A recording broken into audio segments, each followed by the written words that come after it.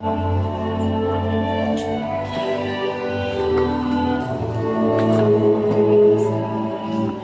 Cayabia, pambansang alagad ng sining para sa musika.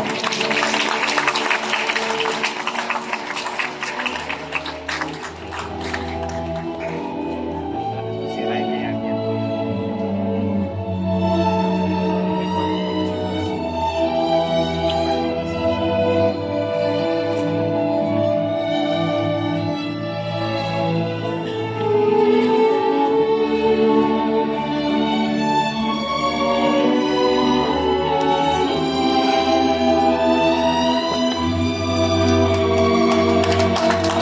Alice Reyes, pambansang alagad ng sining para sa sayaw.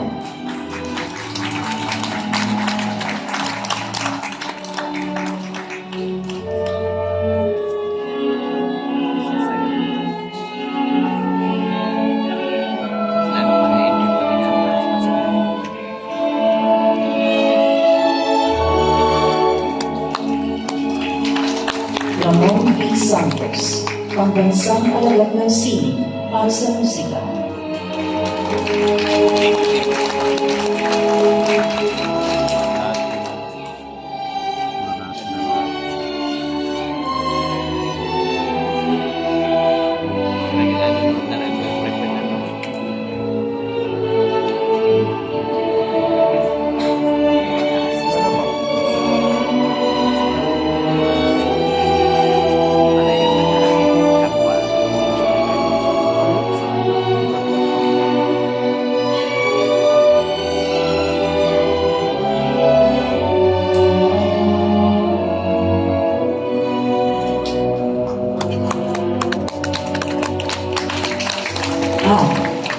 Ricardo A. Lee, pambansang alagad ng sining para sa pelikula at sining broadcast.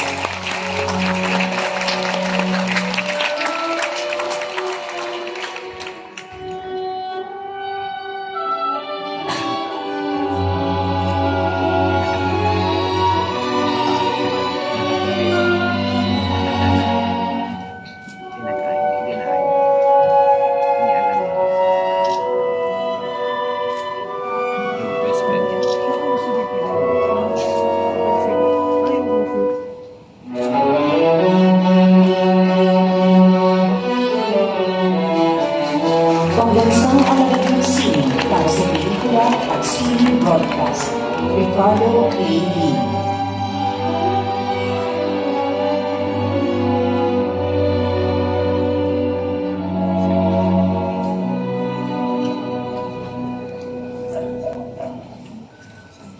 Noong 1993 ay naglibot sa iba't ibang bansa ang dulang DH na sinulat ko at pinabidahan ni Guy. Nagpunta kami sa Central Park sa Hong Kong. Daan-daang DH ang nandoon. Halos bawat isa ay niyayakap ni Guy, kinakausap. Kinukumusta kung ano ng mga problema nila. Noong alis na kami, lumingon ako. At nakita kong tumatakbo sa kalsada ang mahigit 10 DH, lumuluha habang humahabol sa kanya. Naisip ko, bakit ganito ang epekto ni Guy sa mga tao? Bakit sila umiiyak? Alam ko kung bakit.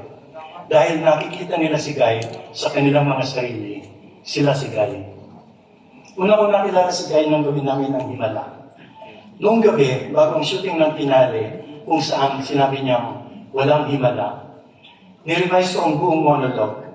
Sinabi ni Isma kay Guy, one take lang tayo bukas dahil 3,000 ang extra at 8 ang camera. Opo, direct, sabi ni Guy.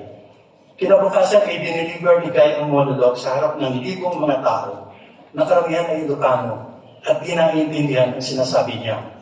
Pero nasa puso ni Guy ang masa. May paraan siya ng pagkonekta sa kanila na hindi laging nangangailangan ng mga salita. Naging matalik na kaibigan ako ni Guy nang gawin namin ng Andrea, paano ba ang maging isang ina, na siya ang producer. May nagpasabi kay Guy na makakapasok lang daw ang Andrea sa Metro Manila Film Festival kung babaguhin ang ending. Doon kasi sa ending ay binaril si Andrea ng mga sundalo, point blank sa ulo. Dapat daw ay nagtatangkang tumakas si Andrea, kaya siya binaril. Huwag na lang natin isali kung babaguhin ng ending, sabi ni Guy. Nanindigan siya. At tinanggap pa rin ng Andrea kung saan naka-grand slam siya as Best Actress. Rebelde si Guy. Sa loob ng 7 dekada ay nilabanan niya ang status quo. Binago niya ang kolonyal na pagtingin nagsasabing mga mapuputi lang at natatangkad ang maganda sa puting taping. Ginampanan niya ang papel ng mga babaeng palaban at makatotohanan. Naging madre siya, bilanggo, lesbian, NPA, OFW, kapit, anak na naging agaw ng ina sa pag-ibig, alalay at say kontrabida, Muslim, igorota, binokor, may demensya, mamamatay tao. Sa isang panahong hindi tanggap ng mga tao na namamatay ang bida sa ending, namatay siya sa 3 taong walang Diyos, umala, nakaw na pag-ibig, Andrea, Lord Contemplation, at iba pa. Marami siyang binasag at binagong paniniwala. Ipinakita niyang mahalaga ang nararamdaman ng mga taong nasa gilid ng lipunan. May mga boses na kailangang pakinggan. Pinili niyang huwag lang maging superstar, kundi maging isang tunay na artista ng bayan. Nilagyan niya ng hugis ang ating mga damdamin. Binigyan niya ng direksyon ang ating mga aspirasyon. Binigyan din niya tayo ng pag-asa at tinuruang pwede tayong lumaban upang matupad ang ating mga pangarap. Ipinakita niya sa atin ang kapangyarihang hindi natin akalaing meron pala ang ordinaryong tao. Ginawa niyang totoo ang ibig sabihin ng sining. Minsan, nang tanungin ko si Guy kung bakit laging malungkot at puno ng damdamin ang mga mata niya, sabi niya, pinagliido kasi siya ng ina niya sa Mater Dolorosa, yung birhen na may 7 punyal sa puso. Kaya siguro kahit na nakatawa siya, sa mga mata niya ay may lungkot pa rin. Puno ng contradiction si Guy, simple pero komplikado. Laging nakangiti, pero sa loob ay maraming takot. Sobrang nahiyain, pero sentro ng atensyon. Napakataas at nasa pedestal, pero napakadaling maabot. Isang taong ordinaryo na extraordinaryo. Sa loob ng halos 7 dekada, tayong mga ordinaryong tao ay ginawa rin niyang extraordinaryo. Kaya siguro madalas ay di natin malaman kung anong gagawin sa Kanya.